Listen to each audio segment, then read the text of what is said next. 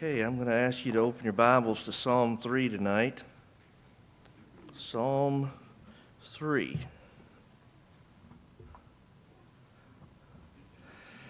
If you have ever been blindsided by trouble, you know that life can change even in a moment. One phone call, one doctor's report, one conversation that begins with, we need to talk. And in an instant, your plans become scattered and your stability becomes shaken and your peace is stolen from you. And David understood that. That's where David is in Psalm 3. He's not dealing with what has happened in most of his life in that he has fought the enemy out there somewhere. He's facing his own son at this point. The battle is close. It's at home. See, what had happened is Absalom had politicked the people and he had stolen their hearts. He had stood in the gate and he had said, you're coming to this city to find justice, but you won't find it here. But if I was king... And so he stole the hearts of the people from David, and he even turned David's trusted friends against him, and he staged this political coup. And I'm not going to go through that part of the account tonight. I hope that most of you are familiar with it, but if you want to read it, it's in 2 Samuel chapters 15 through 18. It talks about what happened with David's son Absalom and what happened in taking of David's throne. I don't want to read through that, but I did want to bring it up because I think you can feel it. I think you can understand what David was dealing with there. And we know who David was. This is the man that in his younger years had faced the giant Goliath by faith. This is a man who had fought countless battles successfully as the king of Israel. But this is different. This is personal. And so because of his son, he has to leave Jerusalem, and he's not riding out of Jerusalem in victory. He is leaving in shame, humiliation. He's barefoot. He has his head covered, and he is weeping.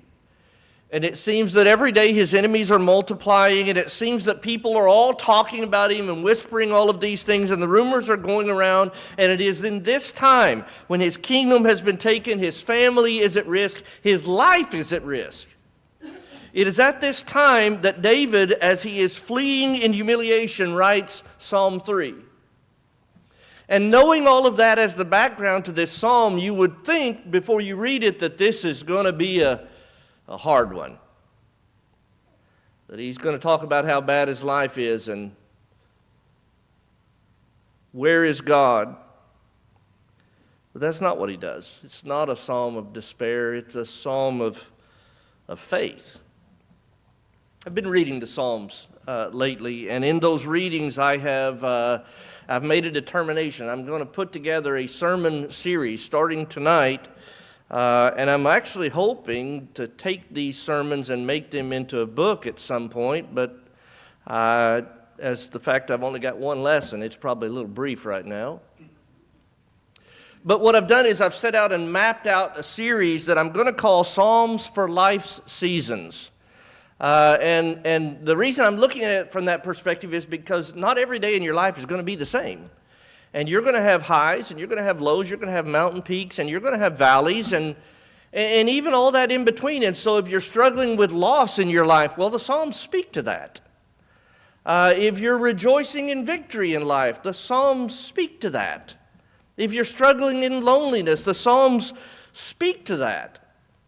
And so I'm going to approach each of those topics from the Psalms. And I'm not going to use all of them, obviously. That would be a long series. But I am going to use maybe 14 or 15. And seeing as how I don't preach every Sunday night, this may take us 6 months.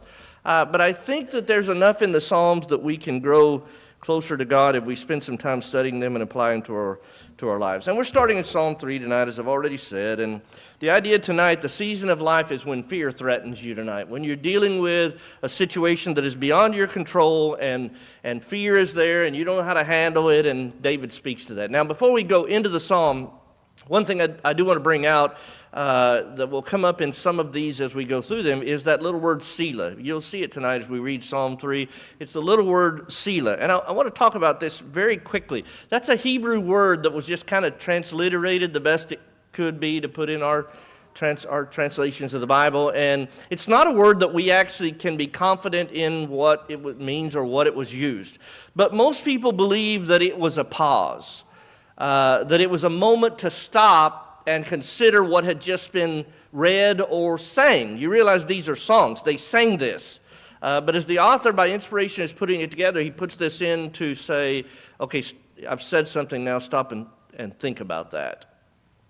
And that's the way I'm going to approach it as we use it. I'm going to approach this Selah as saying, this is God's invitation for us to stop just a minute and consider the application of what we have just read.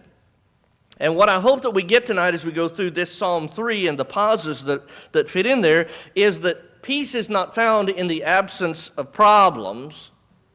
Peace is found in the presence of God. And we're going to go through this psalm just a little bit at a time. I haven't really organized this at points. Let's start here in Psalm 3. Let's just read verses 1 and 2. David is going to open up with this raw honesty here. Listen to what he says. He says, Lord, how they have increased who trouble me. Many are they who rise up against me. Many are they who say of me, there's no help for him in God. Selah. Pretty raw, isn't it? I mean, there's no sugarcoating here. David basically says, my enemies are far exceeding anybody that's on my side. And it's growing. My opposition is growing. And it's not just physical opposition, it's spiritual opposition. Basically, the people have now started saying, you know what? God's not even going to help David. And that last statement, I think, would have been the most cutting of all. You know, it's one thing to have a person that opposes you. It's one thing to have an enemy out there that's trying to hurt you and all of that. It's another thing for people or even for yourself to question, does God care? And that's basically what Satan did in the Garden of Eden when he was dealing with Eve and ultimately, obviously, with Adam, as he started to plant seeds of doubt in their minds as to whether or not God really was good. Whether God really did want what was best for them. And that's what happens. People say it. They may not use these exact words, but they say it and we feel it and we think it. God's holding out on you. God's not going to come through. He's not going to answer that prayer because God doesn't care. And it gets into our lives and it destroys us. When you face an illness, you hear God's punishing you for something. When you lose your job, you hear, if God really cared about me, then this wouldn't be happening, or he could fix it. And when your prayers are unanswered, you say, God's too far away from me. I know it was a common practice during World War II on some areas of the world to use what was called psychological warfare. And what they were doing is they were broadcasting radio and otherwise, and even producing pamphlets and things like that they were putting into enemy territories, and they were saying things that were, designed to break their will, to say, you can't win this. You can't survive this. And the enemy soldier, if you resist, it's just hopeless. It's not going to work out for you. And I think that's exactly what the enemy of our souls tries to do. He wants us to give up before God even has the chance to deliver us. We just don't have the faith to wait. We don't trust him enough to know that God really is there. And so David, as he begins this psalm, he doesn't begin it by pretending that the battle doesn't exist. He actually turns to God, and as he's writing this, he's turning to his people because he knows that they deal with things just like he does. And so he basically just says, I can't deal with this anymore. You've said that in your life, haven't you? I don't think I can handle anymore. Faith is not denial. It's not pretending that everything okay. Faith is saying, God, here's what I'm facing, and it's beyond my ability, but I believe you're bigger than that. Now let's go back to Psalm 3 and look at verses 3 and 4. David shifts here in verses 3 and 4. He says, "But you, O Lord, are a shield for me, my glory and the one who lifts up my head. I cried to the Lord with my voice, and he heard me from his holy hill." Selah. Now, you've been in my classes enough times, you know how much I emphasize connecting words like for or something like that, therefore, and I talk about how they keep everything together, but I've also talked about contrasting words, and this is a contrast. He's just said, all of my enemies are multiplying, and everything's just so terrible out here, and I can't handle this, and then he says, "But you," because the first part was about him, and the second part changed it all because it made it about God. The first part says, "I can't deal with it." The second part says, "But you can. You can provide the protection." He says, "You are my shield." You realize that, especially in this day, as the warrior would be carrying a shield, that shield would always be directed toward the enemy, right? Because that's where you're in danger. So you direct it toward the enemy, but the problem is, as you direct it toward the known enemy, there might be somebody back here that's your enemy that you don't know about, and you're not protected by the shield. But God's shield is not like that. God's shield is surrounding him completely. God's shield can protect him from the enemy that he sees, but also from the enemy that he does not see. And so David says, God is my glory. His worth is not found in the throne of the throne of Israel, the crown of Israel. That's not where his worth is. Absalom can take away the throne, but he cannot take away David's dignity because that comes from God. And I love that phrase. He said that God lifts up his head. The picture there that's being painted is, especially you'll see this in a child, but an adult will do it as well. When you're overwhelmed and you can't hardly breathe for the difficulties that you're going through, you're weeping and your head will drop even down to your chin, and maybe somebody that cares about you will come along and put their hand under you and lift your face up so they can look at you and you can look at them and see comfort, hope. And David says, when I'm at the end and I don't have anything left in me and my head is even down, God lifts up my head so I can see him. That's what God does. I was thinking as I was going through this about, when we were raising our kids, I know this probably never happened to any of you, probably didn't happen to my wife. I might be confessing something that she doesn't even know about. But I know that on more than one occasion, I was in a place like Walmart or a store like that and turned around and one of them was gone. Has that ever happened to anybody? Yeah. And if you could imagine it from the child's perspective, if the child is in the store and all of a sudden they look it up and they recognize that the parent is gone, the child doesn't go, "Oh, I guess I'm lost. I guess I should go trying to find dad or mom." No, they don't. They don't analyze it like that. They just know all of a sudden they're lost and they cry out, right? And no matter where they are, if the parent hears that cry, they don't say, "Well, they were here a minute ago. I guess they'll find their way back." No, the parent responds immediately, and David is saying that's our God. He hears us and he responds. Later in Psalm 34 and verse 17, the psalmist says, "The righteous cry out, and the Lord hears and delivers them out of all their troubles." So, David, when the enemy says there's no help for you in God, your answer is, "But you, Lord."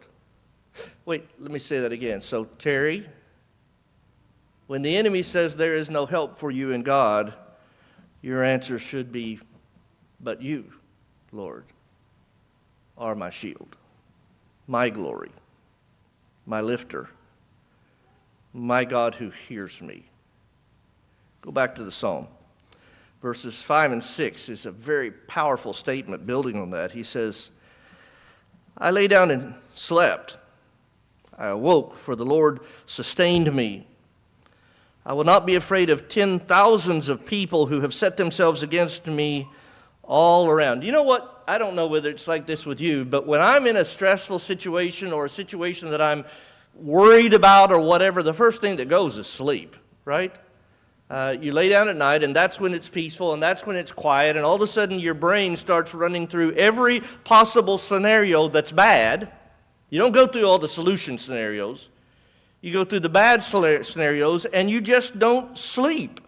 Your heart can race because of the anxiety you deal with. And David says, okay, this is all what's happening to me, but God is my shield and protector and lifter up, and so guess what? I can sleep. In enemy territory. Because he knew that God sustained him. If he woke up in the morning, it's because God took care of him. God provided for him. You remember Mark chapter 4, there's an account during the earthly ministry of Jesus, and the disciples are there with him, and they're in a boat out on the sea. And of course, some of them were fishermen, so they knew the waters, they knew the difficulties and the dangers there. And on this night, there's this storm that comes up, and it's terrible, and the disciples are fighting for their lives. And Jesus is in the stern asleep. He's asleep. It's not that he was ignoring the danger, it's that he knew the Father. And so he didn't have to worry about the storm. And that's the kind of peace that David is talking about in this psalm. He makes the statement there, we just read it. He said, I'm not going to be afraid of 10,000s of people. That's not an egotistical man who thinks he can win any battle.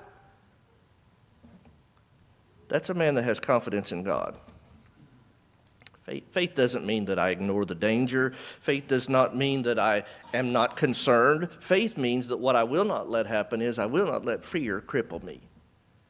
I will not let fear stop me because I know the one who holds tomorrow.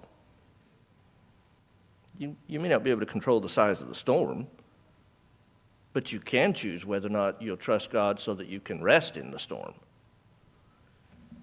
Isaiah 26 and verse 3, Isaiah says, you will keep him in perfect peace, whose mind is stayed on you because he trusts you. Did you hear that? You keep peace if their mind is stayed on God, focused on God, dependent upon God. What we worry about is, this is out of my control and I got to figure out a way to fix it. When I can sleep, it's because I'm confident in the God who fixes things, who handles things. And David knew that God. Okay, let's go back. David calls on God to act. Let's read verses 7 and 8. Arise, O Lord, save me, O my God, for you have struck all my enemies on the cheekbone. You have broken the teeth of the ungodly. Salvation belongs to the Lord. Your blessing is upon your people. Selah. All of these images are images of absolute, total defeat. To strike them on the cheek was to openly display your power and shame them. To break their teeth is to remove their power to harm you. I read an illustration this week about a man who was in Africa, and he came across on this path he was journeying, he came across a snake, and the snake was coiled up and ready to strike, and so he was immediately in fear. But then as he observed the situation, he realized that somebody had evidently already captured this snake before and taken off his fangs, broken off his fangs. And so though this snake hissed and it lunged, it did not have the ability to deliver a fatal blow. And that's the picture that David just painted of God and David's enemies in this psalm. God broke the teeth of the ungodly. Oh, they'll still make noise. They'll still try to intimidate. The devil's out here trying to tell us that he's going to destroy us and we're not going to have any fun in life. And he doesn't have any power to harm because God's already broken his power. God's already defeated him. And so David is confident. And he's confident because he had seen God deliver him in the past.